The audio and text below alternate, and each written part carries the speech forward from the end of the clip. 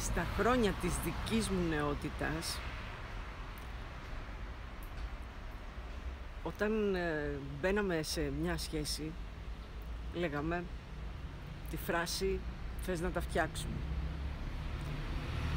Τώρα πλέον έχουν αλλάξει πάρα πολύ τα πράγματα.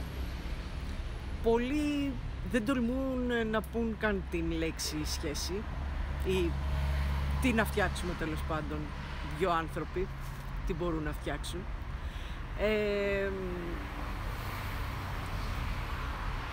Αυτό έχει δυσκολέψει πολύ τις σχέσεις. Τώρα θα μου πεις να γυρίσουμε στο «θέλεις να τα φτιάξουμε?» Όχι, δεν θα σου το πω. Γιατί σίγουρα δεν είναι και τόσο όριμο. Αλλά όταν δεν τολμάς να πεις αυτή τη λέξη, ότι είμαι σε σχέση, και λες, την αποφεύγεις σαν όπως ο διάολος στο λιβάνι που λένε, και λες δεν είμαι σε σχέση και θέλεις να είσαι τύπου ελεύθερος,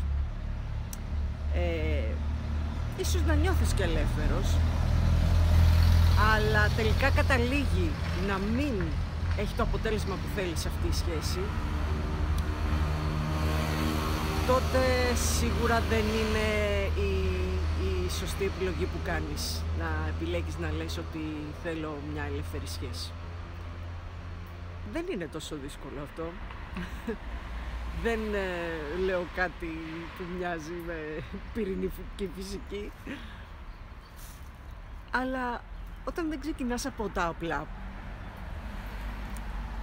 και κάνεις τα απλά πράγματα πολύ σύνθετα και αρχίζεις και τα μπερδεύεις στην πορεία που γνωρίζεις τον άλλον άνθρωπο, σίγουρα δεν θα έχεις την κατάληξη που θέλεις. Είμαι η Ιωάννα Σιρανίδη, life coach, σύμβουλος σχέσεων, και είμαι εδώ για να σε επιστρέψω στον εαυτό σου.